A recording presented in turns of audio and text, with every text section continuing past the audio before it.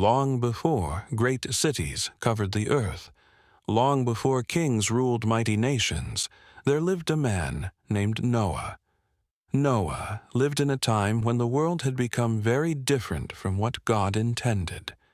When God created humanity, His desire was for people to walk with Him, love one another, and care for His creation.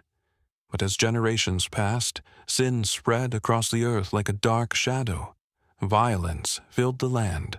People lied, cheated, stole, and hurt one another. Greed consumed their hearts. Pride ruled their minds. Many had completely forgotten God. Everywhere Noah looked, wickedness seemed to grow stronger. The earth that God had created with beauty and purpose was now filled with corruption. Yet among all the people living on earth, one man stood apart. His name was Noah. Noah was not perfect, but he loved God. He obeyed God. He trusted God. While others followed their own desires, Noah chose a different path. He walked faithfully with the Lord. One day, God spoke to Noah. The message was unlike anything Noah had ever heard. God told Noah that he had seen the wickedness of humanity, the violence, the corruption, the rebellion. The earth had become filled with evil. Judgment was coming. A great flood would cover the world. Everything outside God's protection would perish. But God also had a plan of salvation. He instructed Noah to build an enormous ark. The ark would protect Noah, his family, and representatives of every kind of animal. God gave Noah detailed instructions. The ark would be massive, far larger than any ship ever built at that time. It would have 3 decks, many rooms, a single door, and a window near the roof. Noah listened carefully, then he obeyed. The task seemed impossible. Noah had never seen a flood like the one God described. Many scholars believe rain itself may have been uncommon in Noah's world. Yet Noah trusted God completely. Day after day, year after year, Noah worked on the ark. The giant structure slowly rose from the earth. Wood was cut, boards were shaped, beams were lifted. The project continued for decades. As the ark grew larger, people began to notice. They laughed. They mocked. They questioned Noah's sanity. "What are you doing? Why are you building this giant boat? Where is this flood you keep talking about?" The crowds laughed. Children pointed. Neighbors mocked. But Noah kept building. His faith was stronger than the ridicule. Every hammer strike became an act of obedience. Every board placed upon the ark became a testimony of trust. Noah continued warning people. He told them God's judgment was coming. He urged them to turn from their wickedness. But few listened. Most ignored the warning. They continued living as if nothing would ever change. Years passed. Then one day, God told Noah the time had come. The ark was complete. The hour of judgment had arrived. God instructed Noah to bring his family into the ark. Noah obeyed. His wife entered. His 3 sons entered. Shem, Ham, Japheth. Their wives entered as well. Then something incredible happened. Animals began arriving. Pairs of animals approached from every direction. Lions, elephants, deer, birds, wolves, camels. Countless creatures came exactly as God commanded. People watched in amazement. The sight was extraordinary. Animals that would normally fear one another traveled together peacefully.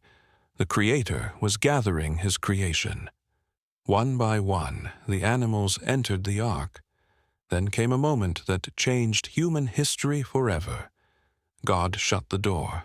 Not Noah, not his sons. God Himself closed the door. The opportunity to enter had ended. The time for preparation was over. The time for judgment had begun. At first, nothing happened. The sky looked normal. The people outside continued with their daily lives. Perhaps some laughed even harder. Perhaps they mocked Noah one last time. Then the rain began. Drops fell from the sky, a gentle shower at first, then the rainfall increased. Hour after hour, day after day, the rain became relentless. Water poured from the heavens. At the same time, great fountains burst forth from beneath the earth. Rivers overflowed, streams became torrents, valleys disappeared beneath rising waters. Soon, fear replaced mockery. The people realized Noah had been telling the truth. The flood was real. The judgment was real. But it was too late. The door of the ark remained closed. The waters rose higher and higher. Hills disappeared. Forests vanished beneath the flood. Entire cities were swallowed by the waters. The ark began to float. Safe inside, Noah and his family listened as the storm raged outside. Thunder shook the sky. Waves crashed against the ark. The flood covered the earth. Even the highest mountains disappeared beneath the waters. For 40 days and 40 nights, rain continued to fall. The world had never witnessed such devastation. The floodwaters covered everything. Nothing outside the ark survived. Only those protected by God's provision remained safe. Inside the ark, Noah cared for his family and the animals. Days became weeks. Weeks became months. The floodwaters remained. Though surrounded by uncertainty, Noah trusted God. The same God who instructed him to build the ark would guide him through the storm. Eventually, the rain stopped. The skies began to clear.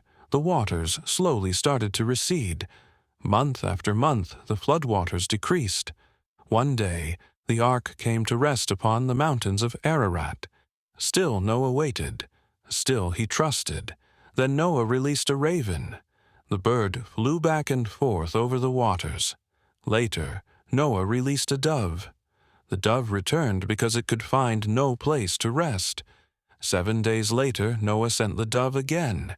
This time, it returned carrying an olive leaf, a sign of hope, a sign that dry land was beginning to appear. Another week passed. Noah released the dove once more. This time, it did not return. The earth was recovering. The flood was ending. Finally, God spoke. "Come out of the ark." Noah and his family stepped onto dry ground. The animals followed. Fresh air filled their lungs. Sunlight warmed their faces. The long ordeal was over. The first thing Noah did was not build a house. He did not plant crops. He did not celebrate. He worshipped God. Noah built an altar and offered thanks to the Lord. His gratitude filled the air. God was pleased with Noah's faithfulness. Then God made a promise. Never again would a flood destroy the entire earth. As a sign of that covenant, God placed a rainbow in the sky. Whenever people saw the rainbow, they would remember God's promise. The rainbow became a symbol of God's mercy, a reminder that even after judgment, God provides hope. The story of Noah is much more than a story about a boat. It is a story about faith. While everyone else doubted, Noah believed. While everyone else ignored God's warning, Noah obeyed. While everyone else laughed, Noah prepared. The ark became a symbol of salvation, a place of refuge during the storm, a place of safety when judgment came. Thousands of years later, the story still speaks to us. It reminds us that God always keeps His promises. It reminds us that obedience matters. It reminds us that faith often requires trusting God before we see the outcome. Most importantly, it points forward to an even greater salvation. Just as Noah entered the ark to be saved from judgment, God has provided salvation through Jesus Christ. Those who trust Him find refuge. Those who follow Him find life. And just as Noah's ark carried people safely through the flood, God's grace carries believers safely through every storm. The ark that saved the world was not merely a vessel made of wood. It was a testimony to faith, a monument to obedience. and a reminder that when God provides a way of salvation, those who trust Him will never be disappointed. For the God who guided Noah through the flood is the same God who guides His people today,